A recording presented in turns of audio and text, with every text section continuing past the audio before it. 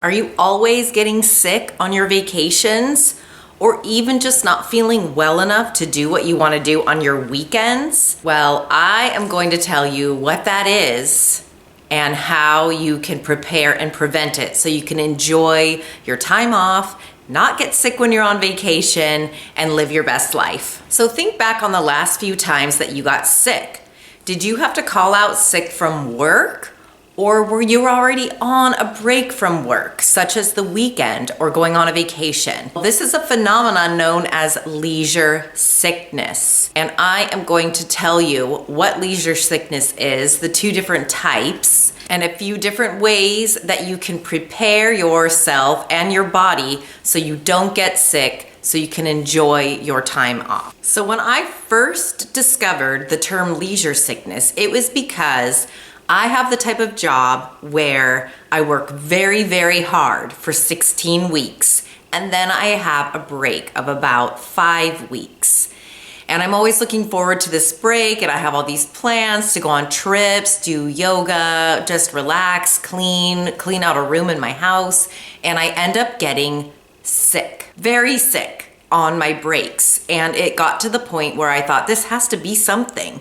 So I looked it up. And there's a few different trains of thought on what leisure sickness actually is and how it occurs. One train of thought is that it's all in your mind. I have my opinions about this, so we'll talk about that a little bit, but it's like it's all in your head. So you're working so hard that when the weekend comes, you're actually so exhausted from the week that you can't keep up that pace and your body shuts down on the weekend. So people suffer from post-flu-like symptoms like fatigue, body aches, headaches, migraines, those types of things. So that's one type of leisure sickness.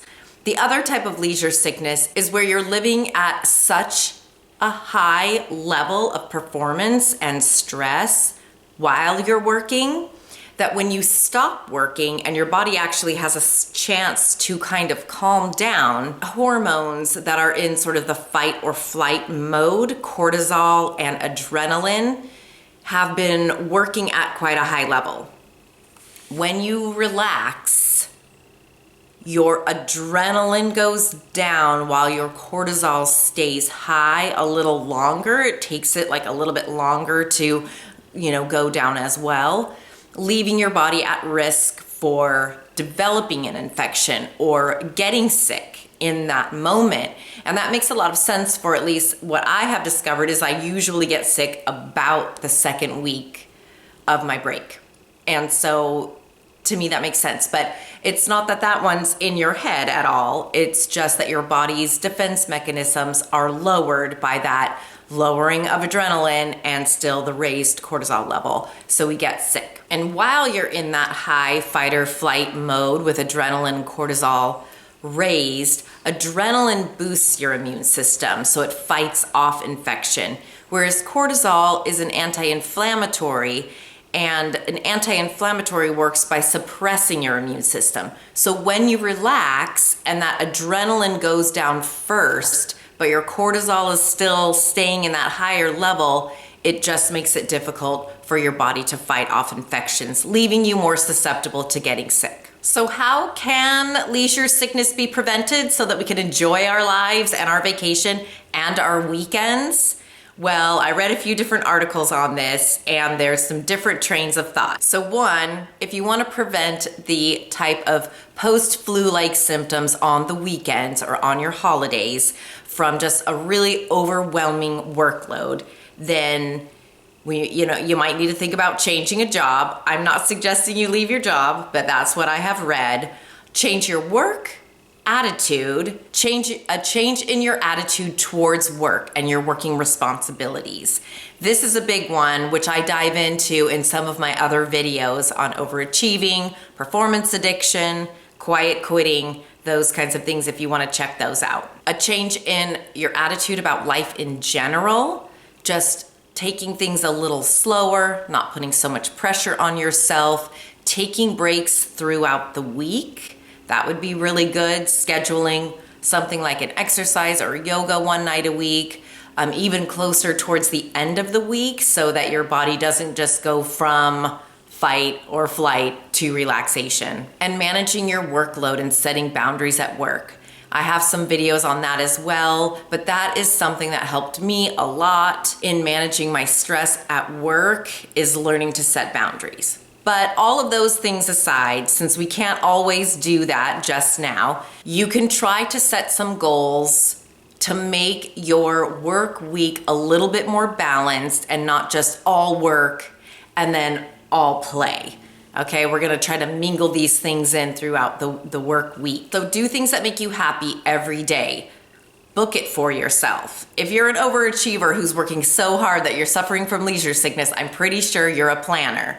So plan in something that makes you happy. Create a gratitude journal. A gratitude journal, you can have it at your bedside. Write down 3 things that you were grateful for every night before you go to bed. And this will help you start to change your attitude from stressed to grateful.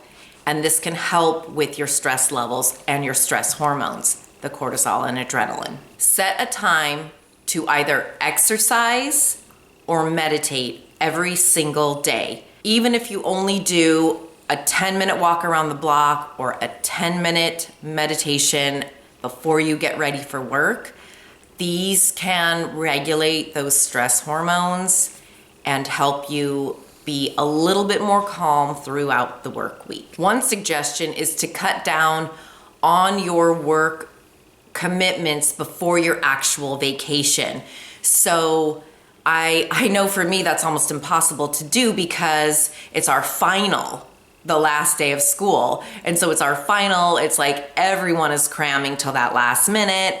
We have to wrap up courses, we have to put in grades, all this stuff. So that isn't really a possibility for me. But if it is at your job where you could sort of turn in projects on Monday before the Friday that you're gonna leave on your vacation, so that you have the rest of the week to kind of wind down and wrap things up at work, that might be helpful to prevent leisure sickness. Set times during the day and during the week where you're not working, you're not checking your work emails, you're not answering work phone calls. This is a boundary that you're going to need to set for yourself so that your body has a way to shut down every day in preparation for your vacation. A very helpful thing to do for your state of mind and your stress levels is, instead of scrolling through your phone and looking at social media as a way to wind down, go to a yoga class, walk around your block.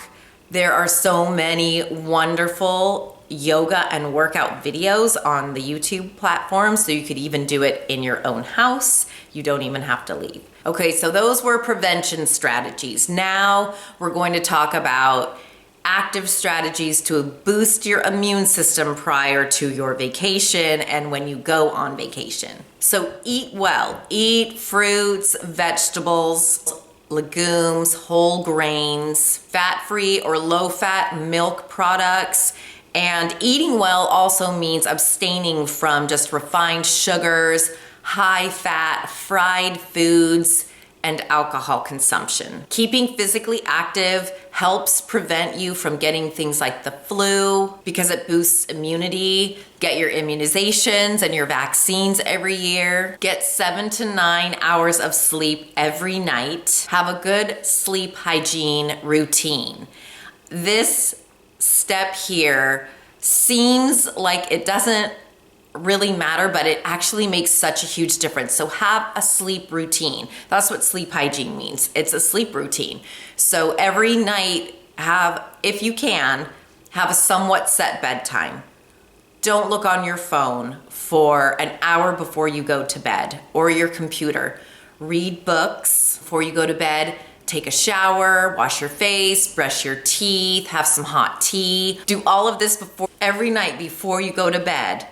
All of these things that can help you get a good 7 to 9 hours of sleep will boost your immune system and help you so much to prevent getting sick before your vacation. Don't smoke before you go to bed. Don't drink caffeine before you go to bed, and limit your alcohol intake. Okay, so leave in the comments below if you have ever had leisure sickness before and if you've done anything that has helped you prevent it from happening. Thanks guys for watching. See you in the next video.